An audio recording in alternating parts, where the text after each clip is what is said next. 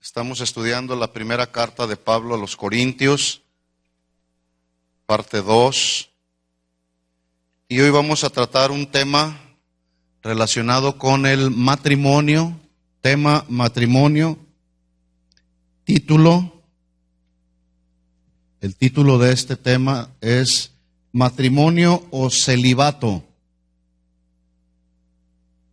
Así le ponen, matrimonio o celibato.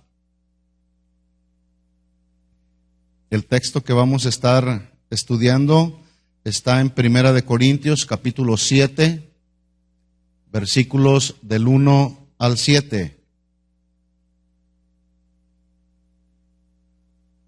Vuelvo a repetir esto, tema general, así el tema general, matrimonios.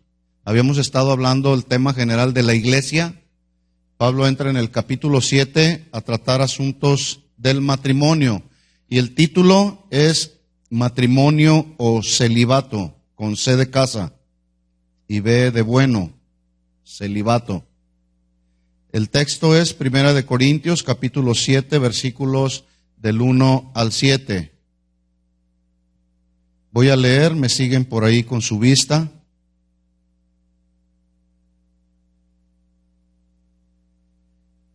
Dice Pablo, 1 Corintios 7, 1. En cuanto a las cosas de que me escribisteis, bueno le sería al hombre no tocar mujer. Pero a causa de las fornicaciones, cada uno tenga su propia mujer y cada una su propio marido. El marido cumpla con la mujer el deber conyugal y asimismo la mujer con el marido. La mujer no tiene potestad sobre su cuerpo, sino el marido, ni tampoco el marido tiene potestad sobre su cuerpo, sino la mujer. Versículo 5. No os neguéis el uno al otro, a no ser por algún tiempo de mutuo consentimiento para ocuparos sosegadamente en la oración, y volved a juntaros en uno para que no os tiente Satanás a causa de vuestra incontinencia. Mas esto digo por vía de concesión, no por mandamiento. Quisiera más bien que todos los hombres fuesen como yo, pero cada uno tiene su propio don de Dios, uno a la verdad de un modo y otro de otro. Si leemos así de corrido estos versículos, nos vamos a encontrar ahí con algunas palabras que menciona Pablo. Por ejemplo, dice ahí en el versículo 1, bueno le sería al hombre no tocar mujer. Vamos a estudiar a qué se refiere esa expresión, no tocar mujer. Y luego el versículo 3 dice, el marido cumpla con la mujer el deber conyugal, asimismo la mujer. Se está refiriendo, cuando dice el deber conyugal, se está refiriendo obviamente a la relación sexual que entra dentro del marco, del estricto marco del matrimonio. ¿Sí? Luego dice el versículo 4, la mujer no tiene potestad, autoridad o derecho, se traduce, sobre su propio cuerpo, sino el marido. Significa entonces que el marido va, como tiene potestad, autoridad, derecho sobre el cuerpo, deliberadamente a la hora que se le antoje va a querer tener la relación sexual. No, todo tiene su límite, ¿verdad?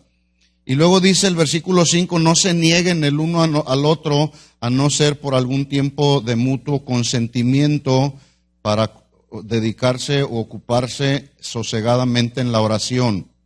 Bueno, en la cultura como la del Imperio Romano, en los tiempos de Pablo, el divorcio vino a ser tan común que no era nada raro encontrar hombres y mujeres que se habían casado hasta 20 veces o más. Y ustedes, wow, bueno, hoy está pasando lo mismo.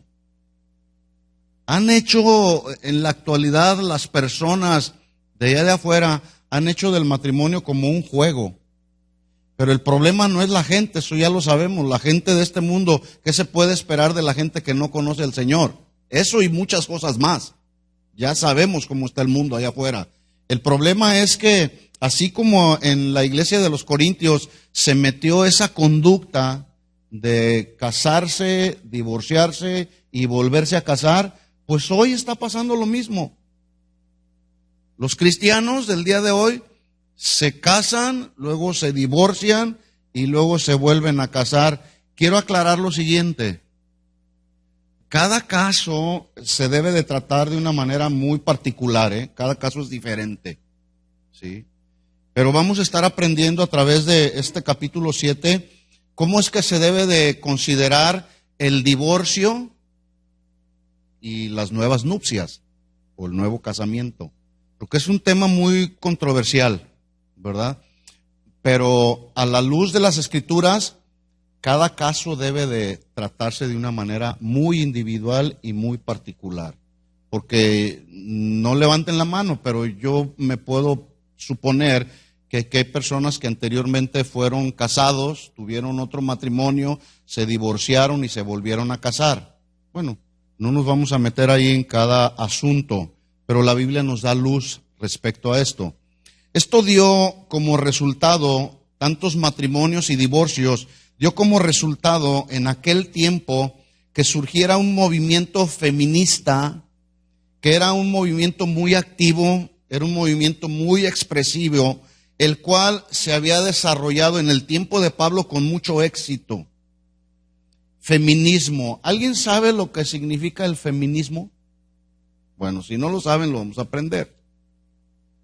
El feminismo es un conjunto de ideas mezcladas, de política, cultura, economía, pero también de ideas religiosas. Vuelvo a repetir esto. El feminismo es un conjunto de ideas mezcladas con política, cultura, economía, pero también ideas religiosas. Escuchen esto, que tienen como propósito la igualdad de derechos entre el hombre y la mujer. Eso es feminismo, ¿sí? Bueno, con el paso de los años, este movimiento feminista siguió con su lucha día tras día y por primera vez, el 19 de marzo de 1911, Alemania, Austria, Dinamarca y Suiza celebraron lo que hoy en nuestros días se conoce como el Día Internacional de la Mujer, y su conmemoración se ha seguido extendiendo a muchos otros países alrededor del mundo. En el año 1975, es decir, 64 años después, la Asamblea General de la ONU declaró el 8 de marzo como el Día Internacional de la Mujer. Y hasta el día de hoy se celebra. Acaba de pasar el 8 de marzo pasado. Bueno, este movimiento ha dado como resultado que hoy por hoy nos encontremos con mujeres que en la mayoría de los casos de las mezclas que acabo de mencionar, política, economía, negocios, esto ha dado como resultado que encontramos hoy mujeres que son más competentes y sobresalientes que los hombres en áreas como la política, la economía, las artes, el cine, la televisión, los negocios, el deporte, pero también hay mujeres que han sobresalido en el área religiosa, de tal forma que hoy son tan común, tan respetados, aceptados los cargos como de presidenta o reina de un país, como es la presidenta de Argentina o la reina de Inglaterra, respectivamente. Pero también nos encontramos con pastoras principales con toda la autoridad para gobernar una congregación independientemente de la denominación. Pregunto, ¿la Biblia habla de pastoras en el estricto sentido de gobierno o autoridad de gobierno en una iglesia como pastora principal? No. Una cosa es el pastor principal de la congregación y es muy importante que aprendamos esto porque hoy, vuelvo a repetir, en esa igualdad de derechos hay mujeres que han sobresalido en el ministerio autodenominándose pastoras principales de la iglesia. Yo conozco un montón de iglesias donde la autoridad máxima de la iglesia es una mujer. Y no estamos hablando de un menosprecio a la mujer, Quiero aclarar esto. No se está demeritando el trabajo y la labor de una mujer. Nosotros creemos en el ministerio de la mujer. Mi esposa predica, mi esposa enseña, porque ha recibido el Espíritu Santo y los dones que el Espíritu Santo da. Pero Dios estableció un orden en la iglesia, según Efesios 4:11. Bueno, siguiendo con este movimiento feminista, y ahorita a lo mejor ustedes dirán, bueno, ¿a mí qué me importa el movimiento feminista? Pues es que para allá vamos, ¿verdad? ¿Sabían ustedes que la persona más importante de empresas como la General Motors Company, como la compañía de Yahoo e eBay, ¿sabían ustedes que son mujeres? La máxima autoridad de estas empresas son mujeres, lo cual significa que efectivamente en los negocios, en la economía, han sobresalido las mujeres más que los varones. ¿Sabían ustedes que una de las personas más importantes y destacadas por su vasto conocimiento en la economía en el actual gobierno de los Estados Unidos, que es la responsable de la Reserva Federal del país, ¿sabían ustedes que es mujer? ¿Sí? Y fue nombrada por el presidente actual. Bueno, este movimiento feminista en nuestros días sigue en pie de lucha, reclamando, vuelvo a repetir, sus derechos de igualdad, a tal punto que ya existen hoy por hoy movimientos feministas cristianos, así lo pongo entre comillas. Los propósitos de estos movimientos feministas cristianos son los mismos que los propósitos que tienen los movimientos feministas seculares, los cuales están buscando también dentro de la iglesia la igualdad de derechos. El día de hoy ellos están buscando algo más que la igualdad de derechos, sino también están buscando lo que han dado en llamar la reinterpretación feminista de la Biblia. ¿Sí entienden la expresión? La reinterpretación feminista de los textos de la Biblia. Este movimiento feminista cristiano llegó a la conclusión de que la Biblia es un libro machista que refleja patriarcado, es decir, un patriarcado dominante que tiene que ver con la cultura desde Israel, con la cultura griega de aquella época, en el tiempo de Pablo inclusive, y como resultado de eso, dicen ellos que sus autores, los autores de la Biblia, frecuentemente enfatizaron solo en el papel de los hombres. Bueno, la palabra patriarcado es un término de origen griego. Es un término que en su origen son dos palabras. Uno, pater, que significa padre, así como se oye pater, padre. Y dos, arché, sin H, con A-R-C-H-E, arché, que significa gobierno. Por lo tanto, la palabra patriarcado debe de ser entendida como el gobierno del padre. Bueno, el movimiento feminista cristiano afirma que los autores de la Biblia contaron y escribieron historias bíblicas de todo un pueblo desde la perspectiva o estricta perspectiva masculina.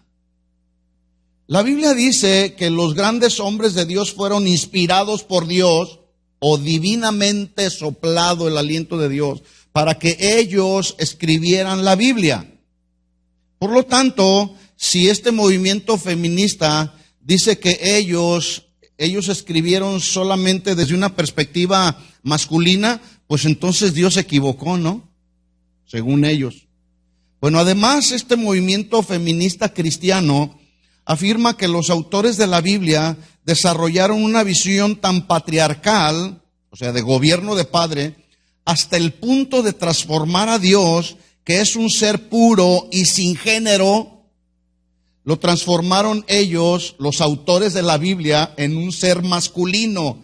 Y ese Dios, dicen ellos, que siempre escogió a los hombres como profetas, sacerdotes y reyes, porque decían ellos que en esa perspectiva que escribieron la Biblia desde el punto de vista masculino, decían ellos, los autores de la Biblia, que los hombres eran mejor que las mujeres.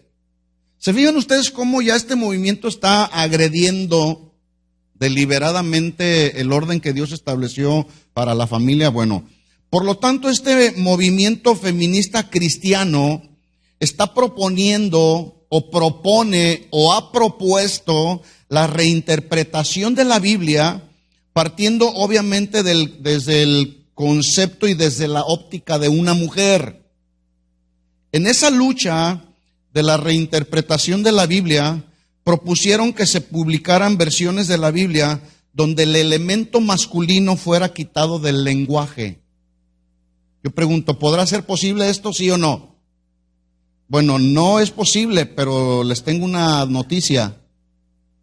Ya el día de hoy hay versiones de la Biblia, ya existen docenas de versiones reinterpretadas en los mercados mundiales, llamadas versiones del lenguaje inclusivo, dicen ellos, donde ya no se refieren a Dios como Padre y a Jesús como el Hijo de Dios. ¿Quién sabe cómo lo estarán ellos conceptuando? Acuérdense, es un movimiento feminista cristiano que reinterpretaron ya hoy por hoy la Biblia desde una óptica feminista. Es claro que este movimiento feminista, tanto los seculares como los cristianos, deliberadamente están violentando el orden que Dios estableció en el matrimonio, en la familia y el orden que Dios estableció en la iglesia, de tal forma que aún esta igualdad de derechos se ve manifestada en uno de los símbolos de este movimiento feminista, que es el brazo derecho levantado hacia arriba con la mano empuñada y en la parte inferior, en esta parte inferior, una cruz invertida. Ustedes lo van a ver ahí en sus notas. Por ahí saqué una fotografía del símbolo de este movimiento feminista secular y cristiano. ¿Ustedes saben cuál es el símbolo que clasifica o determina el movimiento gay? Una bandera como un arco iris así, ¿verdad?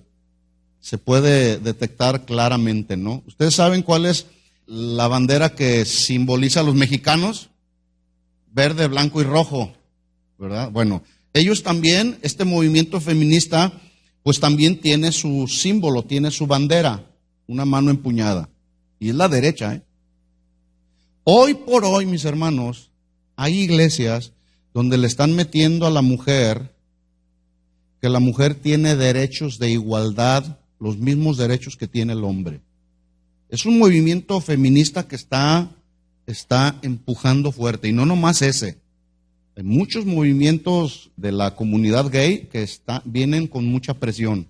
Por eso, mis hermanos, necesitamos saber qué es lo que dice la Biblia respecto de eso. ¿Sí? ¿Por qué he hecho este rápido recorrido de los movimientos feministas a través de un breve recorrido histórico? Porque la naciente iglesia de Corinto tenía como miembros algunas mujeres que estaban en una abierta competencia con el esposo en el área de los negocios e incluso en los trabajos que requerían fuerza física. Es decir, vuelvo a insistir, ese concepto feminista o ese concepto de igualdad de derechos se metió a la iglesia ya desde el tiempo de Pablo, como el día de hoy.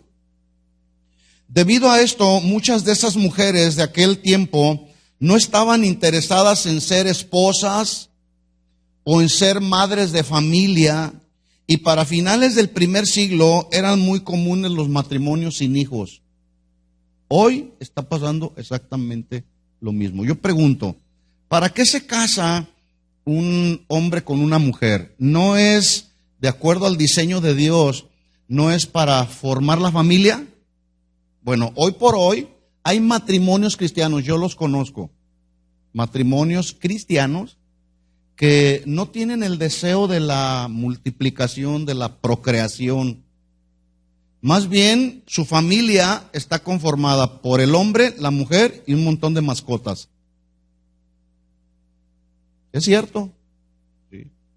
Bueno, tanto hombres como mujeres en el tiempo de Pablo como hoy estaban determinados a vivir sus propias vidas sin importar los votos y compromisos matrimoniales que un día adquirieron viniendo a un altar. Votos matrimoniales, un voto es un pacto. Y un pacto, aunque sea un pacto de hombres, no se puede violar. Y más cuando es un pacto que se hace delante de Dios. Además, en el seno de la iglesia se encontraban los que habían tenido múltiples matrimonios con sus respectivos múltiples divorcios. ¿Hasta cuántos? Más de 20. Así llegaron a la iglesia. Y no solo eso, algunos creyentes habían concebido la idea de que ser soltero o célibe era más espiritual que estar casado, a tal grado que llegaron a menospreciar el matrimonio por completo. Por eso estamos hablando, el título es Matrimonio o Celibato. Se cree que es posible que alguien estaba enseñando que las relaciones sexuales en el marco del matrimonio no eran espirituales y por lo tanto las debían abandonar totalmente. Toda esta situación resultó tan difícil, tan desconcertante para los cristianos maduros de aquel tiempo, pero también a los inmaduros les vino a ser un asunto de mucha confusión, a tal punto que les surgieron en el corazón una serie de preguntas que voy a mencionar a continuación. Los recién convertidos, a los cuales Pablo les predicó, reciben la palabra, reciben el mensaje, pero vienen arrastrando de su vida pasada una serie de situaciones en el área del matrimonio que ya cuando están dentro de la iglesia escuchando el mensaje del evangelio surgen un montón de preguntas, como las preguntas que luego nos surgen de recién convertidos. Bueno, a estos hombres y mujeres les resultaron múltiples preguntas. Voy a mencionar solamente algunas. Dicen ellos, o preguntaron ellos, ¿qué haremos ahora que ya somos cristianos? ¿Tengo que divorciarme de mi actual cónyuge y buscar a mi primer cónyuge? Son preguntas que vamos a tratar de darle respuesta. Insisto, este es un tema un poco controversial y vuelvo a aclararlo. Cada caso se debe de tratar en particular, de manera individual. Todos los casos son muy diferentes, pero siempre a la luz de la palabra de Dios, siempre vamos a encontrar una respuesta a estas preguntas. Siguiente pregunta que les surgió a ellos. Dicen ellos, ¿seguiremos viviendo en unión libre como marido y mujer ahora que ya somos cristianos? ¿Será eso? Bueno. Siguiente pregunta. ¿O tenemos que divorciarnos si alguno de los cónyuges es inconverso? Porque estoy en yugo desigual. Siguiente pregunta. ¿Debemos buscar quedarnos solteros porque es mejor así, como lo dijo Pablo? Buenas preguntas, ¿no? Ahora, es muy importante, mis hermanos, que pongamos atención a estos dos temas, este que voy a dar ahorita y el de la segunda clase. ¿Por qué? Porque estamos viviendo en tiempos donde este tipo de preguntas están surgiendo en la vida de muchas personas dentro de la iglesia.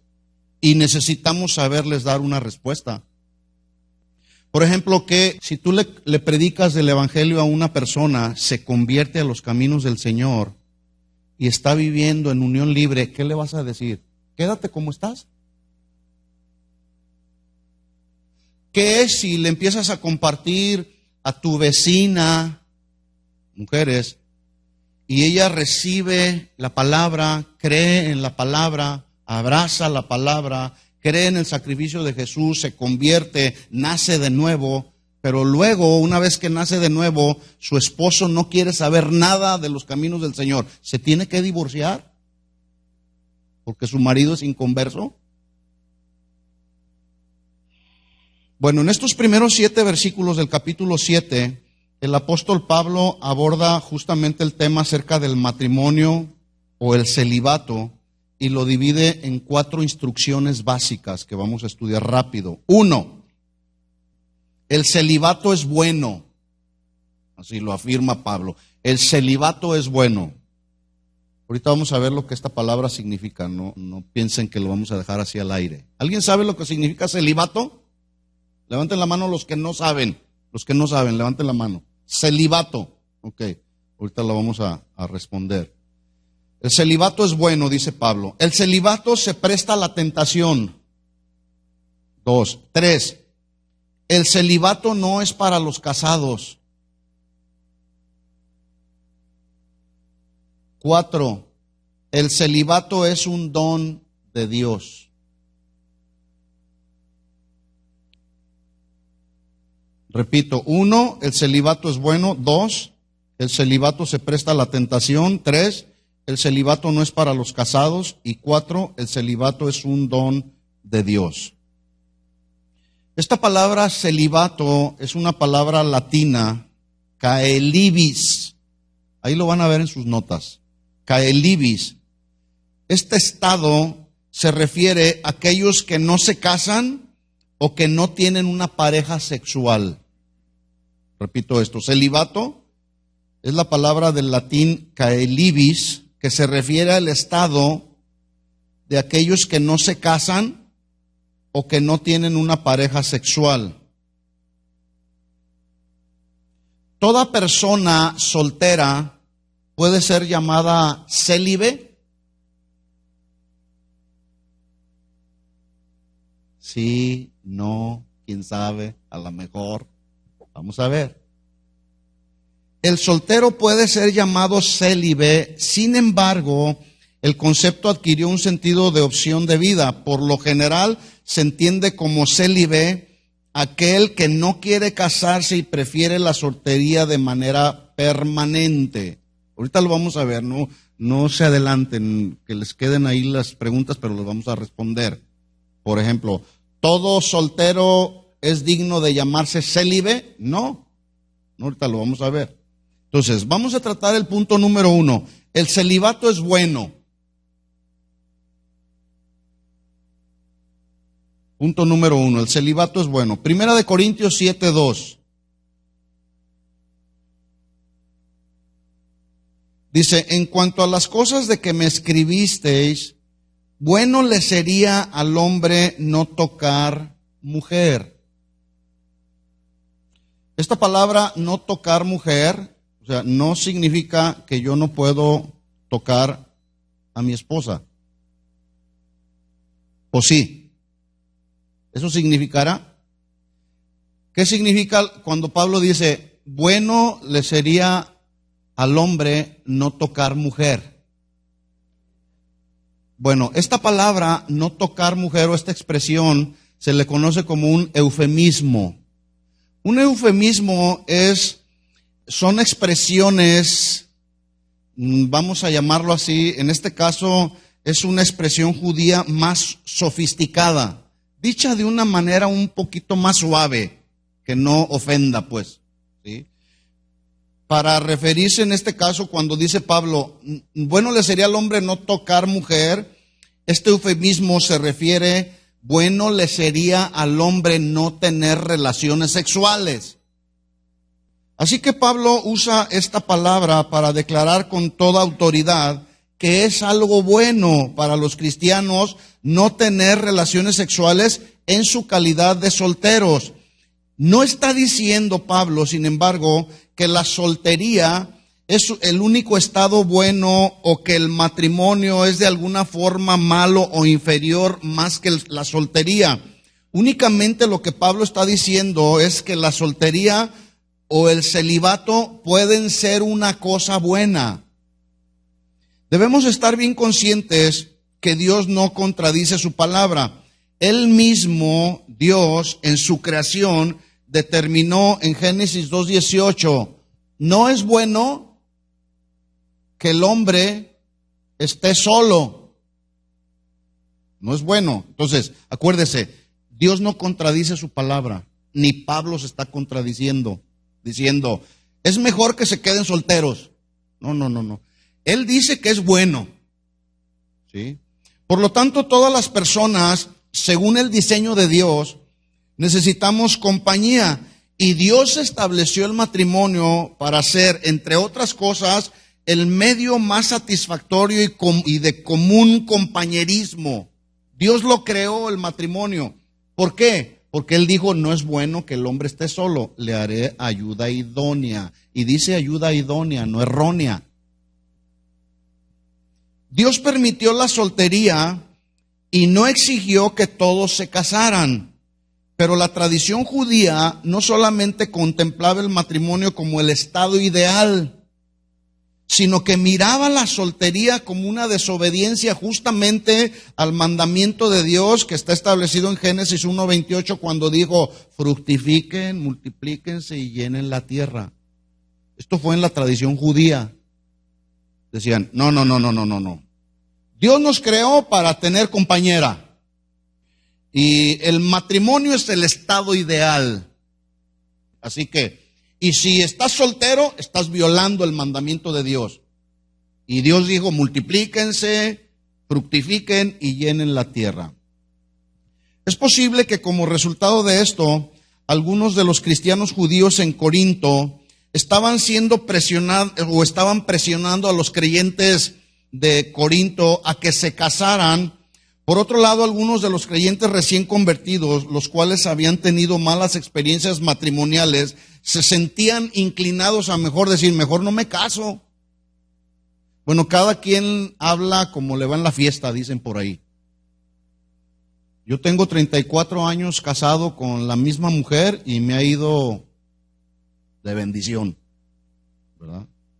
Ahora, se dice fácil, 34 años, ha habido de todo, ¿verdad? Pero algunos empezaron a tener experiencias difíciles en el matrimonio, como tal vez algunos de ustedes comprenderán, ¿verdad? Y prefirieron mejor quedarse solteros porque decían, no, pues yo mejor no me meto en ese compromiso. Así como los judíos suponían que el matrimonio era el estado ideal, los gentiles que se convirtieron al cristianismo llegaron a mirar el celibato no solo como el estado ideal, sino también como el único estado verdaderamente piadoso. En otras palabras, como que quedándonos solteros, eso es lo que le agrada a Dios. O sea, tenían ideas muy equivocadas. El apóstol Pablo reconoce que el celibato es bueno, es honorable, es excelente, pero no apoya la afirmación de que sea un estado más espiritual o más aceptable para Dios que el matrimonio. ¿O sí será eso? ¿Es mejor el soltero que el que está casado delante de Dios? No, no es así. Entonces, concluimos pues, dice Pablo en este primer punto, el celibato es bueno, pero Pablo no apoya la postura que tenían los judíos de aquel tiempo, diciendo que el celibato es mejor que el matrimonio. Simplemente dice, el celibato es bueno. ¿Estamos de acuerdo? Vamos a seguir avanzando. Punto número 2. Pablo aborda otro punto respecto a decir, el celibato se presta a la tentación. Bueno, ¿qué pasa, Pablo? Por un lado no estás diciendo que es bueno el celibato y por otro lado dices que se presta a la tentación. Bueno, ¿quién te entiende, Pablo? Dice Pablo en versículo 2, pero a causa de las fornicaciones, 1 Corintios 7:2, pero a causa de las fornicaciones, cada uno tenga su propia mujer y cada uno tenga su propio marido. Cabe mencionar que Pablo no está dando a entender que todos los cristianos de la iglesia en Corinto eran inmorales o fornicarios, aunque sí lo eran muchos de ellos. Más bien lo que Pablo está hablando es acerca del peligro de la fornicación para todos aquellos creyentes que eran solteros. Pregunta, ¿la tendencia a la fornicación hoy en la actualidad será un peligro para los cristianos, señoritas, jóvenes, solteros, sí o no? Y también para los adultos, ¿verdad? Bueno, en una sociedad como la sociedad romana y como nuestra sociedad en la actualidad, donde hay una permisividad sexual, la sexualidad el día de hoy se está practicando y en muchas familias también se está aceptando. No hay problema, usted dele duro, mijo, para que se haga hombre. Cuidado con ese tipo de afirmaciones. Bueno, eso lo hacen la gente del mundo. Yo quiero pensar que los cristianos no hacen eso, ¿verdad? Bueno, pero viviendo en la sociedad en la que nos tocó vivir, resulta que la tentación es tan fuerte, no solamente para los solteros, pero también para los casados, las tentaciones sexuales. Algo de lo que está echando a perder el día de hoy a muchas familias, a hombres y mujeres, justamente son los asuntos de la sexualidad. Y la Biblia no esconde estos asuntos. Muchos asuntos de los que están teniendo que ver ahorita en la desintegración de familias y desintegración de congregaciones son los asuntos de la sexualidad. ¿Por qué? Ya lo dijimos en clases pasadas. Porque no se establece la disciplina adecuadamente. Se deja hacer con la fornicación y el adulterio lo que bien les da la gana. Por eso al rato es un desorden en la iglesia. Se llega a meter la fornicación a la iglesia, no se aplica la disciplina adecuadamente, no importa que sea adúltero, no importa que sea fornicario, lo que importa es que traiga sus diezmos y sus ofrendas para que las finanzas de la iglesia no se vengan abajo. No es así. ¿O sí es así? No. Cabe mencionar que no se puede reducir al matrimonio a ser sencillamente la válvula de escape de los impulsos sexuales. No sé si me explico en esta expresión que acabo de hacer. Porque algunos dicen, no, pues entonces me voy a casar porque, pues, ¿qué onda con los impulsos sexuales? O sea, es la única manera de poder detener los impulsos de la sexualidad de un hombre y de una mujer, casándose. Pablo no está sugiriendo que los cristianos salgan y se busquen una pareja cristiana para evitar caer en algún pecado sexual. Él tenía una visión mucho más elevada acerca del matrimonio. Usted lo puede ver en Efesios 5, 22 y 23. Dice, y las casadas estén sujetas a sus propios maridos como el marido debe de estar sujeto al Señor. O sea, esa era su visión. No decía, eres soltero, corre y busca rápido a casarte para que tus impulsos sexuales los puedas frenar. No es así. No es así. Porque quien ha nacido de nuevo y quien ha recibido el Espíritu Santo que mora en nosotros, el Espíritu Santo que mora en nosotros debe de tomar el control de esos impulsos sexuales que le vienen al hombre o a la mujer. Señorita o joven soltero, varón casado y mujer casada. ¿Sí o no? El propósito por el cual Pablo les escribe es hacer hincapié en la realidad de las tentaciones sexuales de los solteros y reconocer que ellos tienen una salida legítima en el matrimonio, pero les escribe diciéndoles lo siguiente: cada uno tenga su propia mujer y cada una tenga su propio marido. Pero no bajo esa visión de decir para que aplaques tus impulsos sexuales. ¿El matrimonio es bueno, sí o no? Sí, el matrimonio es bueno, ¿verdad? Podemos concluirlo así de simple. Voy a darle rápidamente algunas razones bíblicas por las cuales los hombres y mujeres podemos y debemos casarnos y poder hacer del matrimonio una bendición. ¿Cuántos varones y mujeres casados hay aquí? ¿Es una bendición para ti el matrimonio, sí o no? Para mí sí. Para algunos no.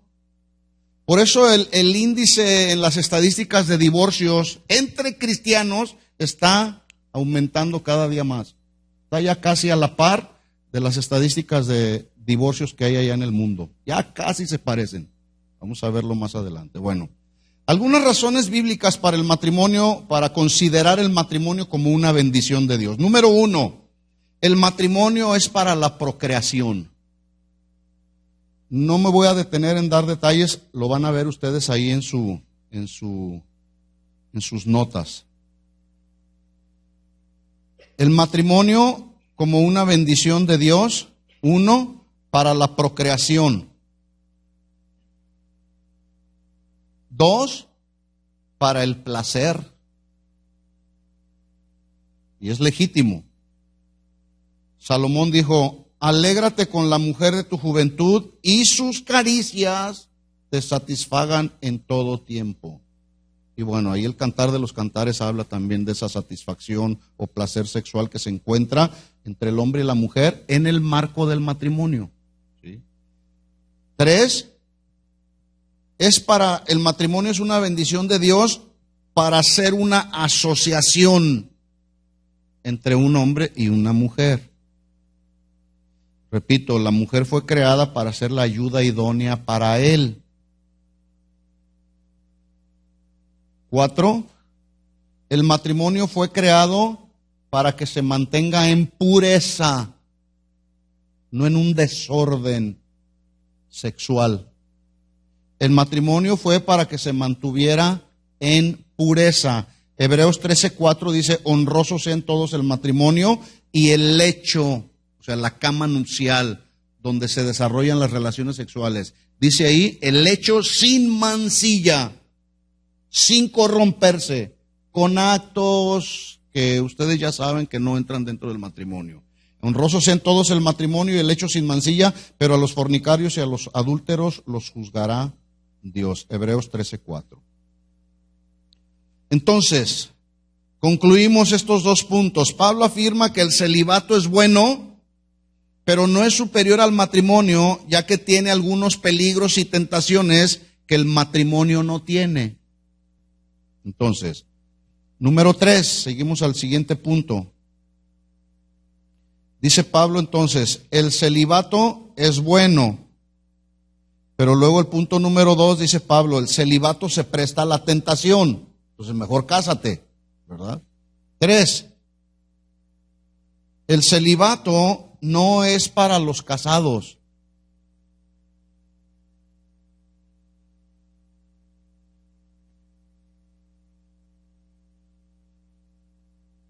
¿Sí estamos entendiendo la clase? ¿Se está entendiendo? Si no, volvemos a empezar. Al cabo tenemos más tiempo que vida. Número 3, o punto número 3. El celibato no es para los casados. Dice Pablo en 1 Corintios 7:3.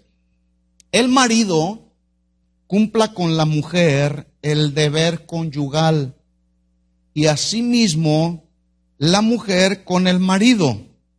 4. La mujer no tiene potestad, derecho sobre su propio cuerpo, sino el marido, ni tampoco tiene el marido potestad o derecho sobre su propio cuerpo, sino la mujer. 5. No os neguéis el uno al otro, a no ser por algún tiempo de mutuo consentimiento, para ocuparos sosegadamente en la oración y volver a juntaros en uno, para que no os tiente Satanás a causa de vuestra incontinencia. El celibato, como algo que no es conveniente para los casados, debiera de ser una verdad muy clara, muy objetiva para todos los cristianos de hoy, no solamente los que Pablo les escribía, pero para los de hoy. Debemos entender esta idea clara, objetiva en nuestra vida. Yo no estoy para el celibato, y menos si tengo 34 años ya de casado.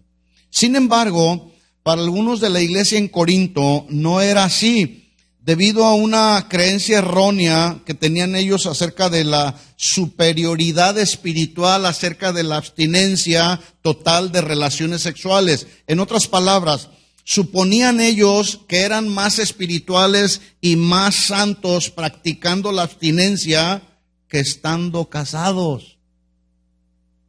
¿Algún soltero es más santo que un casado por el hecho de que está soltero?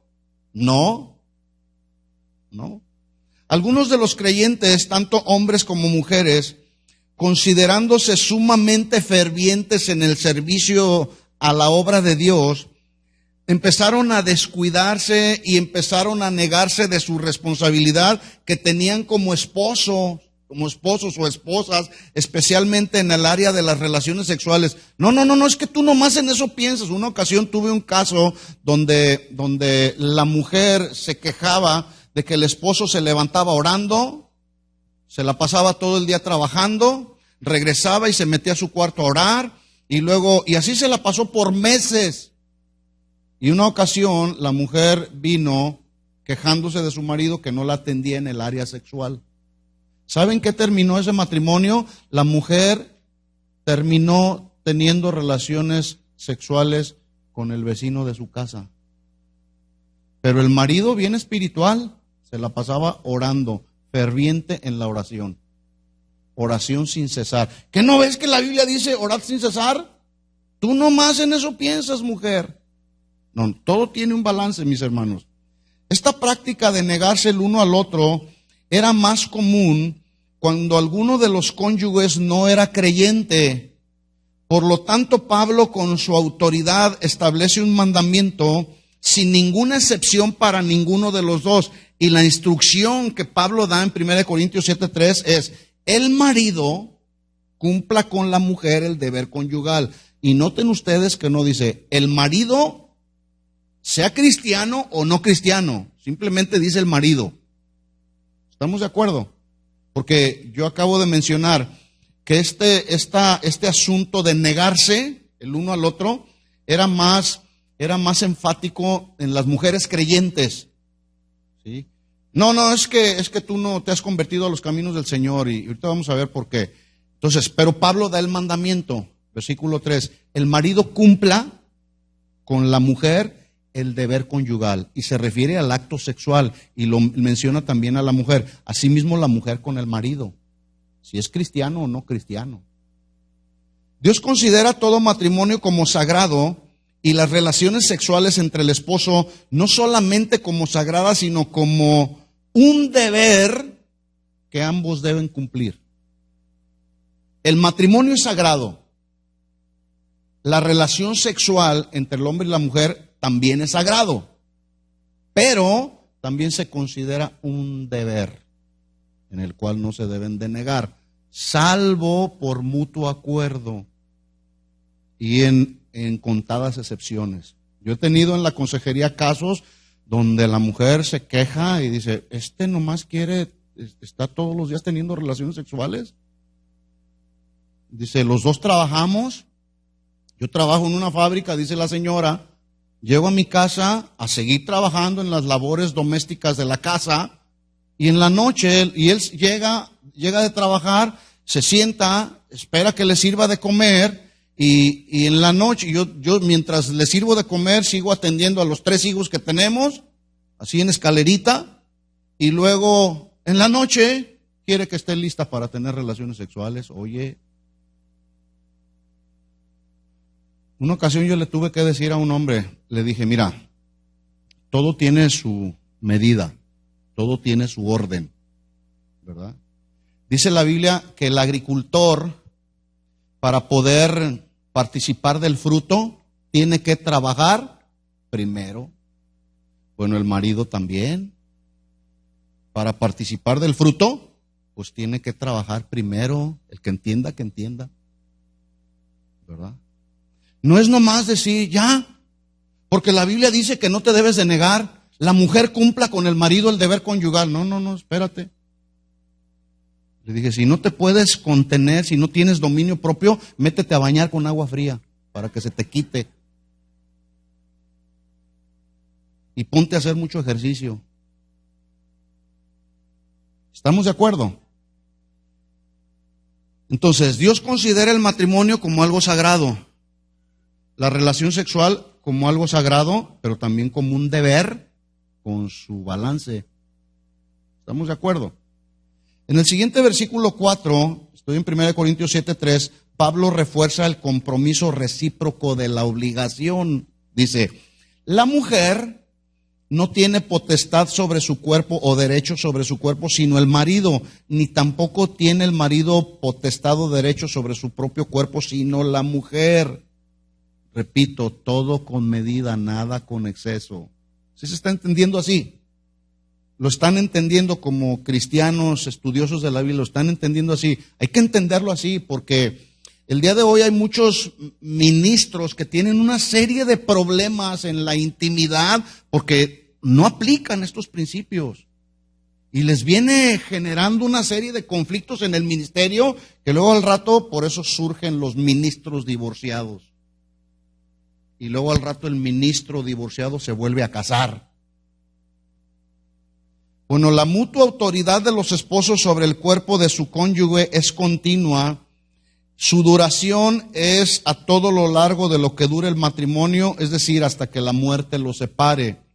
La relación sexual en el marco del matrimonio, Dios la creó para que fuera la expresión y la experiencia de amor al nivel humano más profundo, para que fuera un lazo, una ligadura bella, profunda entre el hombre y la mujer, que nada los pueda separar. Dios no se equivocó cuando creó el matrimonio, Creó a la mujer para que ambos se pudieran satisfacer el uno al otro en el marco del matrimonio y pudiera entonces la relación matrimonial ser duradera hasta que la muerte los separe, no hasta que la falta de sexualidad los separe. Problemas en la sexualidad están separando matrimonios el día de hoy. Cabe mencionar que en el plan original de Dios para el matrimonio no está permitido el divorcio ni el celibato. Por lo tanto, no se deben privar de la relación sexual independientemente de que alguno de los cónyuges sea inconverso. La instrucción de Pablo es clara: no se nieguen el uno al otro. ¿Sí? La única excepción es por un acuerdo mutuo y debe de ser temporal, dice Pablo en el versículo 5. No se nieguen el uno al otro, a no ser por algún tiempo de mutuo consentimiento. Mujer, vamos a ayunar, vamos a tomar un tiempo, nos vamos a abstener de tener relaciones sexuales para ocuparnos sosegadamente en la oración, tener un tiempo de intimidad con el Señor. Eso está claro, está balanceado, ¿sí? Y una vez que han pasado el acuerdo, por causa de las necesidades espirituales, las relaciones matrimoniales que son normales en una pareja se deben de reanudar. ¿Por qué? Dice versículo 5, y vuélvanse a juntar en uno para que no los tiente Satanás a causa de vuestra incontinencia. ¿Estamos de acuerdo entonces? El celibato no es para los casados. Estamos hablando del punto número 3. Punto número 4. Aquí entramos en otro asunto que tiene que ver. El celibato es un don de Dios. Los dones son regalos de Dios que Él da a quien Él quiere. Y este asunto del celibato, pues es un don de Dios que Él da a quien Él quiere. Dice 1 Corintios 7:6, mas esto digo por vía de concesión, no por mandamiento. Quisiera más bien que todos los hombres fuesen como yo, pero cada uno tiene su propio don de Dios, uno a la verdad de un modo y otro de otro. Algunos comentaristas de la Biblia creen que la palabra que usó Pablo, concesión, no es la mejor traducción. El término griego de esta palabra concesión significa pensar lo mismo que otro, es decir, tener una opinión o mente o entendimiento común. También puede significar estar consciente.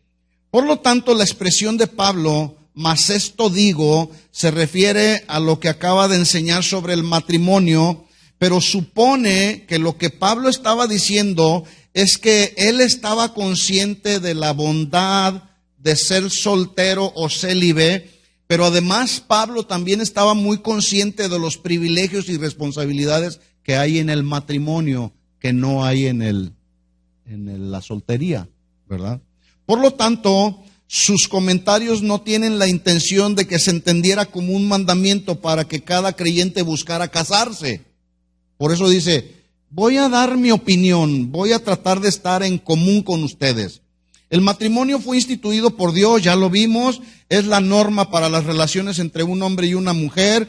Debe de ser el matrimonio una bendición, no solamente para los cristianos, sino para toda la humanidad. Pero es importante entender que no es una exigencia para los creyentes ni para ninguna otra persona.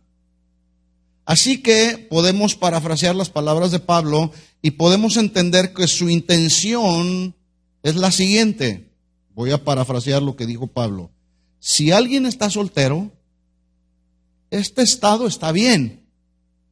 Pero si está casado o se va a casar, quédese en ese estado y cultive las relaciones maritales, porque esa es la voluntad de Dios. ¿Sí se entiende? Bueno. En otras palabras, la espiritualidad de una persona no se determina por el estado civil de esa persona. Tú eres casado, eres más espiritual. Tú eres soltero, no, tú eres más. No. La espiritualidad de una persona no se determina por su estado civil. ¿Estamos de acuerdo? Aunque el celibato es bueno, como ya lo vimos, para los cristianos, que no es para los cristianos que están casados, se debe de entender solamente como un don de Dios, pero no para todos los creyentes. Vuelvo a repetir esto. El celibato es bueno, pero para los cristianos que están casados no es bueno. Tienen que desarrollar su relación sexual. Más bien se debe de entender el celibato como un don que Dios da a quien Él quiere. Así como es un error hacer mal uso de un don que tenemos, asimismo es un error tratar de usar un don que no tenemos. No, es que yo quiero ser célibe. No. Si no tienes el don, ni te metas. ¿Sí? En otras palabras, para alguien que no tiene el don del celibato, tratar de practicarlo, lo único que le causará será frustración moral, espiritual. Pero para quienes sí tienen ese don, les será de gran bendición, al igual que lo son el uso de otros dones. Qué bendiciones cuando vemos que las personas están funcionando en el don que Dios les dio. Y ahí son efectivos. Pero qué frustración pasa y sucede cuando alguien está tratando de funcionar en un don que ni siquiera tiene. Lo mismo sucede con este asunto. Evidentemente la soltería tiene muchas ventajas prácticas, le permite al soltero, al célibe, tener más libertad que las que tiene un hombre casado. Jesús enseña acerca del divorcio y responde a la pregunta que le hicieron los fariseos. ¿Es lícito al hombre repudiar a su mujer por cualquier causa? Ya no me gustas, nos vamos a divorciar. Bueno, Jesús responde y dice, yo les digo que cualquiera que repudia a su mujer, salvo por causa de fornicación y se casa con otra, adultera, y el que se casa con la repudiada, adultera. Le dijeron sus discípulos, estamos hablando de la soltería. Cuando Jesús les da la responsabilidad que implica el matrimonio, le dijeron sus discípulos, si así es la condición del hombre con su mujer, no conviene casarse. Mejor me quedo como estoy. Otra versión dice, es mejor quedarme soltero. Versículo 11, estoy en Mateo 19, 11. Entonces Él les dijo, no todos son capaces de recibir esto, sino aquellos a quienes les es dado como un don. El celibato. ¿Sí? En otras palabras, el estado de soltería aplica solamente a quienes les es dado soberanamente por Dios. Versículo 12, Mateo 19, 12. Aquí entra un punto importante. Atención con este versículo. Mateo 19, 12. Hay eunucos que nacieron así desde el vientre de su madre. Y hay eunucos que son hechos eunucos por los hombres, y hay eunucos que asimismo se hicieron eunucos por causa del reino de los cielos. El que es capaz de recibir esto, que lo reciba. Eunuco tiene tres aplicaciones según lo que Jesús está hablando en este versículo 19:12, Mateo 19:12. Tiene tres aplicaciones. Dice Jesús, hay eunucos que nacieron así. Se refiere a aquellas personas que nacen naturalmente imposibilitadas para la relación sexual en el marco del matrimonio. Así nacieron. Alguna razón física surgió por ahí que no pueden tener relaciones sexuales. Dice Jesús, hay eunucos que nacieron así. Segundo punto, dice Jesús, hay eunucos que fueron hechos por los hombres. Significa que estos eran castrados con el fin de desarrollar una posición de autoridad fiel sin que tuvieran distracciones sexuales. Pudiera ser en el ministerio o pudiera ser en la corte. Algunos eran castrados deliberadamente para que no tuvieran problemas con la sexualidad en un puesto de autoridad como era de estar en la corte o en el ministerio. Y se castraban, ¿verdad? O los castraban. Y número 3, dice Jesús, hay eunucos que se hacen eunucos por causa del reino. Esto significa y habla de personas que para hacer mejor la obra de Dios, deliberadamente, voluntariamente, eligen castrarse y hacen esto una vez que han recibido el llamado de Dios. ¿Me explico? Es decir, son llamados al ministerio, ¿sí? Pero para no tener distracciones sexuales, están conscientes de su llamado, ¿sí? Y ellos deliberadamente deciden hacerse eunucos por causa del reino. Pero esto es algo que Dios da también, ¿sí? Conclusión. Es importante entonces destacar que tanto Jesús como Pablo dejaron bien claro que Dios no requiere el celibato para todos los creyentes y que solo pueden vivir satisfactoriamente en celibato aquellos a quienes Dios les da el don. Termino con 1 Corintios 7, capítulo 7, versículo 7 en la parte B, que dice, pero cada uno tiene su propio don de Dios, uno a la verdad de un modo y otro de otro. Ahí hay 4 puntos entonces que cada uno de nosotros podemos determinar respecto al matrimonio o al celibato.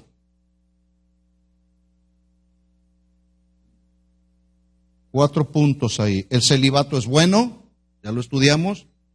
El celibato, para quien no lo tiene bien claro, le puede ser una tentación. El celibato, está claro, no es para los casados. Y el celibato es un don de Dios a quien Él lo quiere dar solamente.